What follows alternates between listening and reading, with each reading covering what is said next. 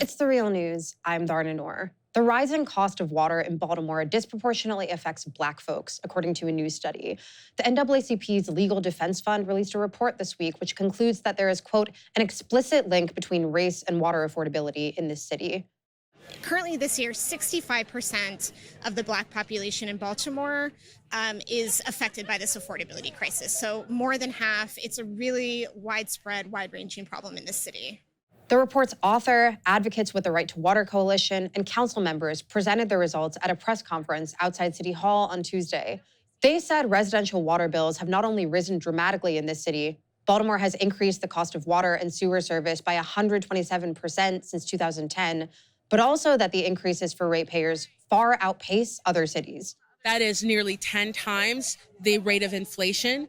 At the same time, Black and brown families in this city have not seen an increase in wages. What we've seen is wages stagnate or even fall back a little. The report's author, Cody Montag, found that this year, water bills will be unaffordable, meaning that they'll exceed 2% of household income, which is a commonly used water affordability metric, for Black households in 118 of 200 census tracts. By 2020, that number will rise to 131 of 200 census tracts. In January, the city approved another 30% rate hike over the next 3 years. They say they need the money to repair the city's crumbling water and sewage infrastructure. The first rate increase as a result of this new measure will hit residents' bills in just a few weeks on July 1st. And we know that this racial inequity and water affordability crisis will only worsen as water rates continue to rise as they are planned to. As though this isn't bad enough, city water bills collection methods usher in a whole host of other issues for families, especially Black families in Baltimore. Until recently, the city has relied mainly on using tax sales as a form of collection. So that's when the city will potentially send a family's home up on the tax sale list. They auction off the liens on the properties online every May. And then as a result, families were losing their homes, losing their places of worship, losing rental properties.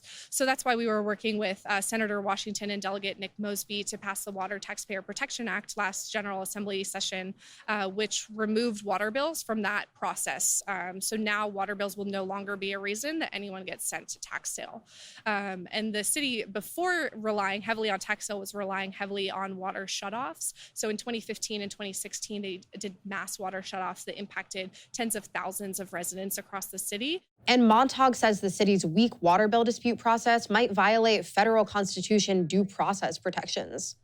In 2016, Baltimore eliminated the ability for residents to request a hearing to challenge their water bills. Now, instead of a hearing, customers can only complain about water leaks through a written online form, which does not guarantee a bill adjustment or help customers with issues other than leaks, such as bills that are incorrect or inflated for other reasons. The NAACP Legal Defense Fund advises advocates to challenge these practices through litigation.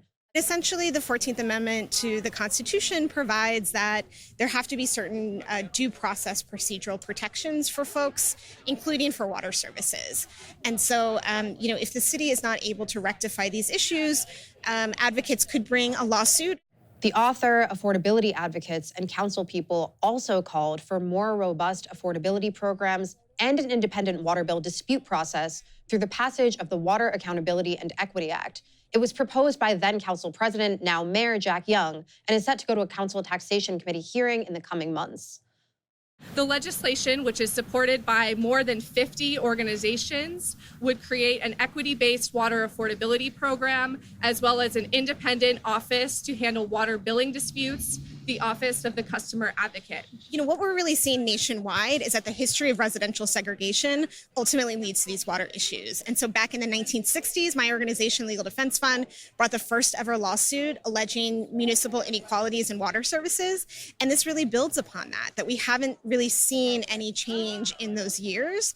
And so we really think these water shutoffs, water lien sales are really building on this legacy of segregation and really must be corrected. For The Real News, with Taylor Hebden, Darna Noor, Baltimore.